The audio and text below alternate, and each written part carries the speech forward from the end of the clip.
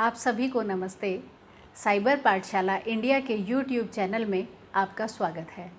जैसा कि हमने लास्ट वीडियो में बात की थी कि कुछ साइबर सिक्योरिटी टिप्स पर बात करेंगे, तो आज उसी सीरीज़ में मैं आपसे QR कोड स्कैम डिस्कस करूंगी। ये एक ऐसा साइबर क्राइम है जो बहुत तेज़ी से हो रहा है और बहुत सारे लोगों को इसमें ड्यूप किया जा चुका है। पिछले महीने मेरी भी एक फ्रेंड के साथ QR कोड स्कैम हुआ। उसकी आइडेंटिटी हाइड करने के लिए मैं एक डमी नाम का इस्तेमाल यहाँ पर कर रही हूँ। वृंदा को कुछ स्वीट्स ऑर्डर करने थे, उसके लिए उसने गूगल से एक नंबर निकाला जो कि एक मोबाइल नंबर था।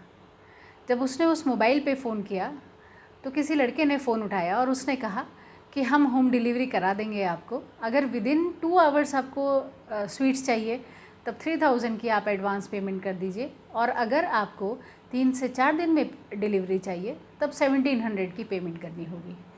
वृंदा ने कहा ठीक है, आप मुझे 2 घंटे में डिलीवरी करा दीजिए, मैं 3000 का पेमेंट आपको कर देती हूँ।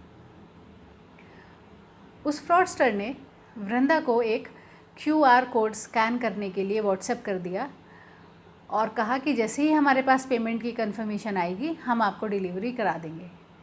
जैसे ही वृंदा ने वो QR कोड स्कैन किया, वृंदा के अकाउंट से 3000 की जगह 4000 का डिडक्शन हो गया। वृंदा ने कॉल बैक किया तो फ्रॉडस्टर ने कहा कि कोई बात नहीं, मैं आपको एक नया QR कोड भेजता हूँ, आप दोबारा से स्कैन कर लीजिए, आपको पैसे वापस मिल जाएंगे। ये जो फ्रॉडस्टर होते हैं ये इतने एक्सपर्ट होते हैं, बहुत डिसेंट तरीके से आपसे बात करेंगे, बहुत ही प्रोफेशनली बात करेंगे और बहुत वेल मैनर्ड होते हैं। तो आपको बिल्कुल भी ये आभास नहीं होने देते कि उनके साथ कोई फ्रॉड हो रहा है। वृंदा ने नया QR कोड स्कैन किया और इस बार उसके अकाउंट से 15000 का अमाउंट निकल गया।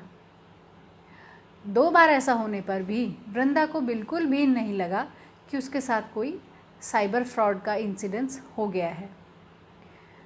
वृंदा ने फिर से उससे बात की, फ्रॉडस्टर ने अगेन एक नया QR कोड भेजा और वृंदा के अकाउंट से और भी ज़्यादा पैसे निकल गए। इसी तरह से 4 या 5 ट्रांजैक्शंस में वृंदा के अकाउंट से टोटल 97,000 अमाउंट का डिडक्शन हो गया। अब जब इस तरह के इंसिडेंसेस होते हैं तब हमसे चूक कहाँ होती है।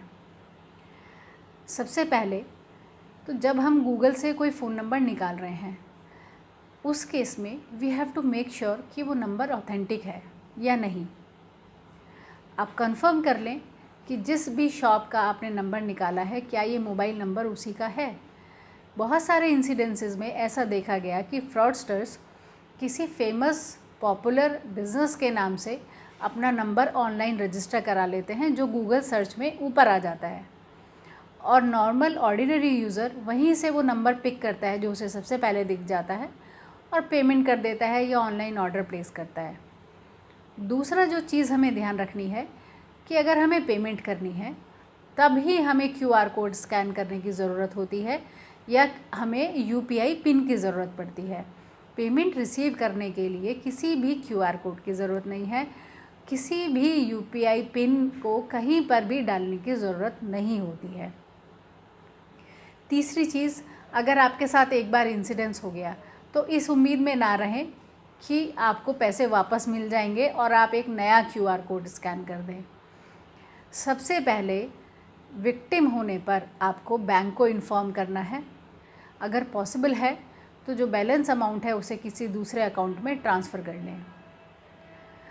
इसके बाद में आप RBI की वेबसाइट पर भी जाकर अपनी कंप्लेंट करा सकते हैं, और एक मिनिस्ट्री ऑफ होम अफेयर्स ने cybercrime.gov.in नाम से ऑनलाइन पोर्टल शुरू किया है जो कंप्लेंट रजिस्टर कराने के लिए ही है।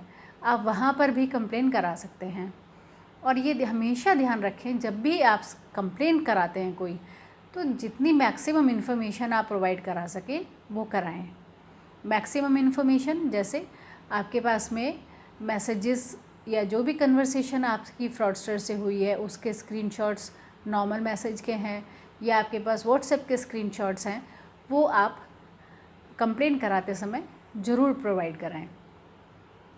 इसके अलावा मिनिस्ट्री ऑफ होम अफेयर्स ने ऑनलाइन तो फैसिलिटी दी ही है, फ़ोन पर भी कंप्लेंट कराने के लिए एक नेशनल हेल्पलाइन शुरू की है जिसका नंबर है 155-260। मैं ये सारी डिटेल यूट्यूब वीडियो में भी मेंशन कर दूँगी, जिसमें आरबीआई की वेबसाइट, साइबर क्राइम पोर्टल का लिंक और ये फ़ोन नंबर, ये आप वहाँ से ले सकते हैं। तो आप यहाँ पर जाकर कंप्लेन करा सकते हैं।